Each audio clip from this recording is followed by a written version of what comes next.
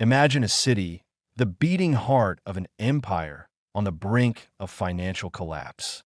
A place where fortunes were made and lost in the blink of an eye. A city teetering on the precipice of disaster, all because of a speculative craze that swept through its streets like a fever. This isn't a fictional tale.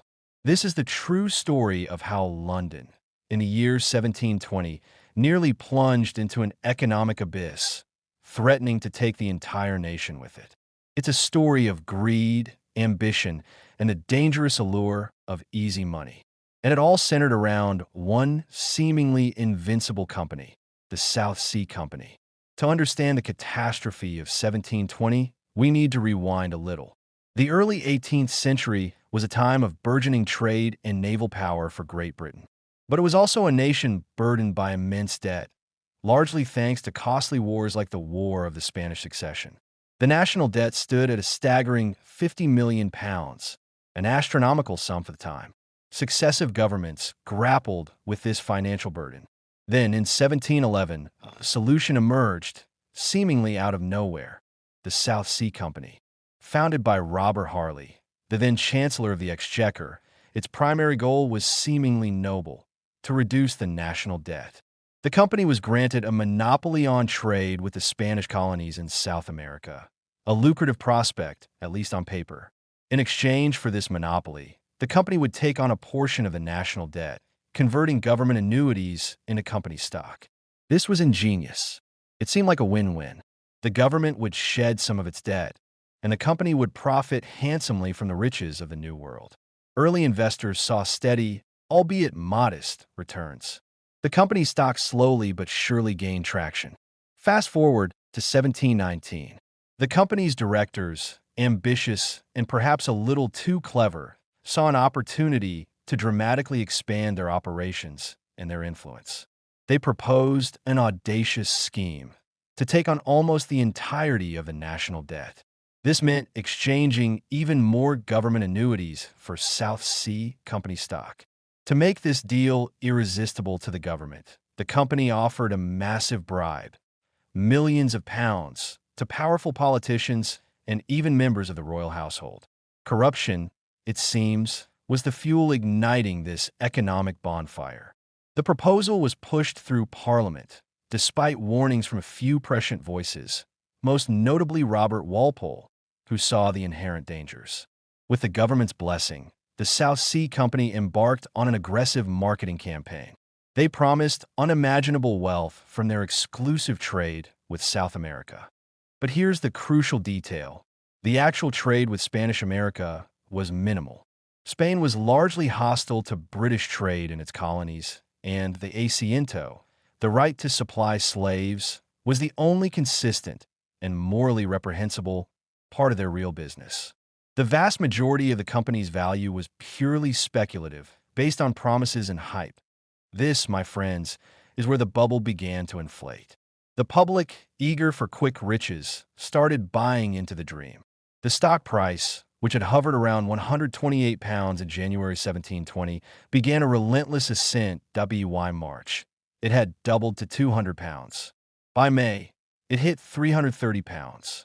In June, it soared past £500.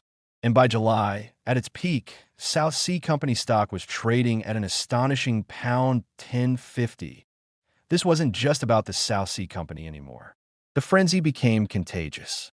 Seeing the incredible returns, ordinary people, from servants and shopkeepers to lords and ladies, mortgaged their homes, sold their inheritances, and invested every penny they had. Everyone wanted a piece of the action. The belief was that the price would only go up. This phenomenon, where rising prices attract more buyers who believe prices will continue to rise, is what economists call a speculative bubble. But the South Sea bubble wasn't the only one in town. The success of the South Sea Company spawned a proliferation of other, even more absurd, joint stock companies. These bubble companies promised everything from perpetual motion machines to importing walnut trees from Virginia. There was even a company formed for carrying on an undertaking of great advantage, but nobody to know what it is. The promoter of this particular gem took subscriptions for £2,000 in a single morning, then promptly vanished, This era became known as the Bubble Act period. The sheer number of these fraudulent schemes started to draw concern. The South Sea Company, ironically, became alarmed by the competition. Fearing these smaller bubbles would divert capital and attention from their own larger bubble, they lobbied Parliament for legal action. In June 1720, the infamous Bubble Act was passed, outlawing the formation of joint stock companies without a royal charter. Ostensibly, this was to curb fraud, but in reality, it was designed to protect the South Sea Company's dominance. The act successfully crushed many of the smaller, rival bubble companies, but it had an unintended, devastating consequence. By highlighting the speculative nature of all these ventures, it began to cast a critical light on the biggest bubble of them all, the South Sea Company itself. The psychological impact was immediate. Investors began to question the underlying value. If these other companies were scams, what about the mighty South Sea Company? The flow of new money, vital to keeping the bubble inflated, began to slow. The smarter, more cautious investors, sensing a shift, began to quietly sell off their holdings. This initiated a slow, then rapid, downward spiral. By August, the stock had fallen to £700. In September, it was £400. And by the end of September 1720, the price had utterly collapsed, crashing to a dismal £150, and soon after, as low as £124, effectively wiping out billions in today's money. The fallout was catastrophic. Thousands of people were utterly ruined. Fortunes amassed overnight vanished in a flash. The dream of easy riches turned into a nightmare of destitution. Banks that had lent money for stock purchases faced insolvency. Businesses that had invested their capital went bankrupt. The entire credit system of London, and by extension, Great Britain, seized up. The national debt, which the South Sea Company was supposed to solve, was now intertwined with the company's collapse, making the situation even more precarious. London, the grand capital, was facing an unprecedented financial crisis. It truly was on the brink of bankruptcy. The public outrage was immense. Their calls for vengeance against the directors of the South Sea Company, many of whom had secretly sold their shares at the peak of the bubble, enriching themselves at the expense of ordinary investors. Parliament launched an investigation. The inquiry uncovered shocking levels of fraud and corruption. Key figures, including the Chancellor of the Exchequer, John Islaby, and several other prominent politicians, were implicated. Some directors attempted to flee the country. Their estates were confiscated, and some even faced imprisonment. The reputation of the political class was severely damaged, highlighting the perils of mixing private speculation with public office. How did London avoid total economic collapse? The answer lies largely with one man, the same man who had warned against the bubble from the beginning, Robert Walpole.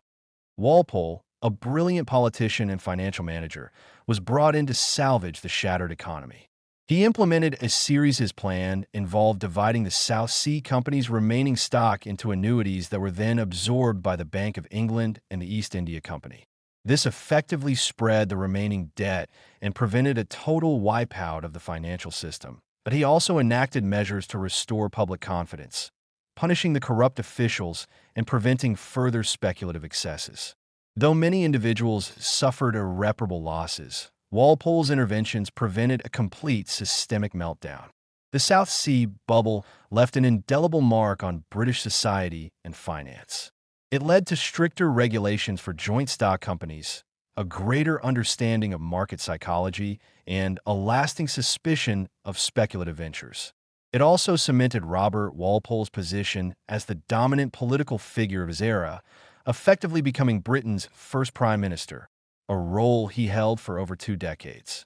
His handling of the crisis underscored the importance of strong, stable leadership in times of economic turmoil.